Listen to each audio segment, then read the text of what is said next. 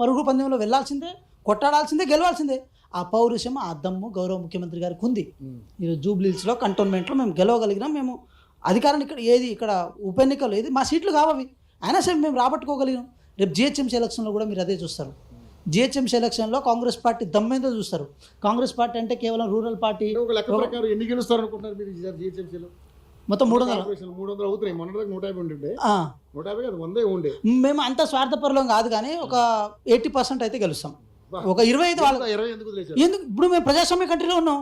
మొత్తం మేమే గెలవాలన్న స్వార్థము అంతా మాకేం ఉండదు రవి గారు. ఎందుకంటే మేము కూడా మాకు ప్రతిపక్షం ఉండాలి. మాకు మా దరిద్రం ఏంటంటే ఒక పనికిరాని ప్రతిపక్షం ఒకటి మాకు తగిలింది.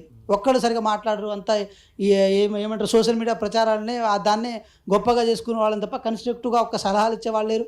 ఒక సలహాలని ప్రభుత్వానికి చెప్పేవాళ్ళు లేరు. అంత సీక్రెట్ మైండ్లో పెట్టుకొని ఎంతసేపు మీరు పచ్చిపూతలను తిడుతుంటే ఎవరు మాట్లాడతారండి? ఇప్పుడు వాళ్ళు ఏమైనా శుద్ధపూసల సంసార్లా? వాళ్ళు ఎప్పుడు అసలు మాట్లాడలే. కేసీఆర్ గారు ప్రెస్ మీట్ పెడితే అంతా సాంప్రదాయాన్ని శుద్ధపూసని ముచ్చట్లే చెప్తారు వాళ్ళు. మీరు బూతు మాట్లాడి ఒప్పుకున్నారు. అయ్యో రవి గారు, ఒక విషయము, పొలిటికల్ పార్టీగా తెలంగాణ ఉద్యమంలో నేను అందరిని ఏకీకృతం చేసిన నా భాషతో అనుకున్నప్పుడు మేము కూడా అదే భాషతో తెలంగాణ ప్రజల్ని ఏకీకృతం చేయాలి కదా. ఎవరి మీద? కేసీఆర్కి వ్యతిరేక మీద. కేసీఆర్ గారు తాడిందంటే మేము తలదంతాం. వారు 10 మాట్లాడితే మేము 20 మాట్లాడతాం. మాది కూడా రాజకీయ పార్టీ కదా. గౌరవ ముఖ్యమంత్రి గారేం వేరే రాష్ట్రాల నుంచి వచ్చిన వ్యక్తి కాదు కదా.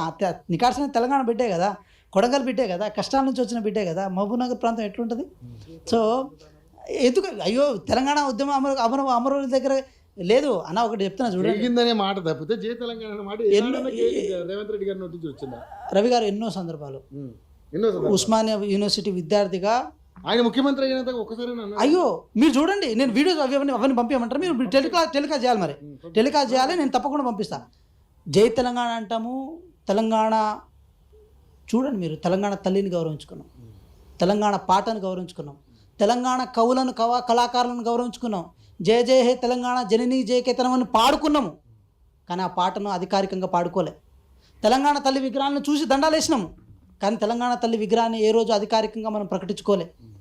తెలంగాణ కవులు కళాకారులు ఎవరైతే గొంతు చించుకొని పాడి ఉన్నారో వాళ్ళను గేట్ అవతల, నీ దర్బార్ గేట్ అవతల, నీ గడి గేట్ అవతల కూర్చోబెట్టినావు. గద్దర్ లాంటి మహానుభావులని గడి గేట్ దగ్గర గంటల తరబడి కూర్చున్న నువ్వు తెలంగాణ ఉద్యమకానికి నువ్వు బాపువు, నువ్వు వాపువు, నువ్వు అని చెప్పి క్లెయిమ్ చేసుకుంటే తెలంగాణ సమాజం ఎట్లా నమ్ముతుంది?